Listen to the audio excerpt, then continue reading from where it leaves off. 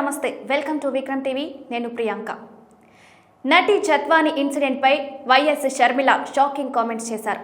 కొద్ది కాలంగా మౌనంగా ఉన్న ఏపీ పీసీసీ అధ్యక్షురాలు వైఎస్ షర్మిల మరోసారి తెర మీదకు వచ్చారు.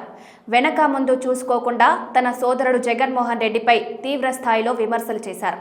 గతేడాది స్టీల్ ప్లాంట్కు శంకుస్థాపన చేసిన జగన్ ఆ తర్వాత దాని గురించి పట్టించుకోలేదన్నారు.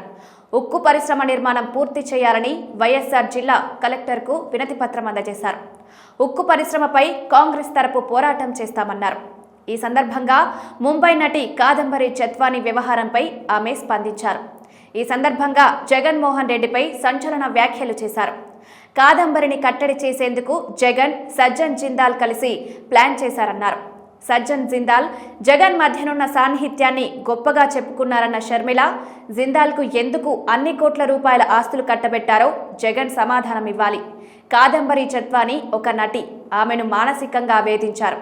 ఒక మహిళను అడ్డుకునేందుకు ఇంత నీచంగా మారాలా? సినీ పరిశ్రమలోకి వచ్చి ఎదగాలని భావించిన మహిళను మానసికంగా వేధించారు.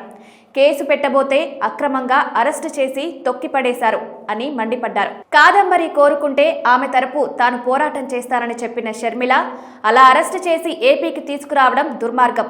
ఉన్నత కుటుంబానికి చెందిన మహిళను అరెస్టు చేసి వేధింపులకు గురి చేయడం దుర్మార్గం. జగన్కు తెలియకుండానే అప్పటి ఐఏఎస్, ఐపీఎస్ అధికారులు వ్యవహరిస్తారా అని ప్రశ్నించారు. ఇద్దరు కుమార్తెలు ఉన్న జగన్ జత్వానికి జరిగిన అన్యాయంపై ఎందుకు ఆలోచించలేదంటూ నిలదీశారు. ఈ ఉదంతంపై జగన్మోహన్ రెడ్డి సమాధానం చెప్పాలన్నారు.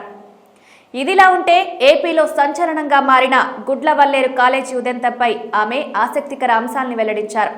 హిడెన్ కెమెరాల్ని భారీగా ఏర్పాటు చేశారన్న ఆరోపణల్లో నిజం లేదన్నారు. 300 కెమెరాలు పెట్టారని చెబుతున్నారు. మరి ఎందుకు బయట పెట్టడం లేదు? కాంగ్రెస్ పార్టీ తరపు మా సభ్యులు, టీంలు కొన్ని అక్కడ సర్వే చేస్తే అదంతా ఫేక్ అని తేలింది. ఒకవేళ కెమెరాలు పెట్టినట్లు ఎవరైనా నిజాలు బయటకు తీస్తే బాధితుల తరపు పోరాటం చేస్తా. బాత్రూంలోని షవర్లో కెమెరాలు పెట్టి ఉంటే నీళ్లు పడితే బ్లర్ అవుతుంది కదా అని ప్రశ్నించారు. షర్మిల వ్యాఖ్యలు ఇప్పుడు సంచలనంగా మారాయి.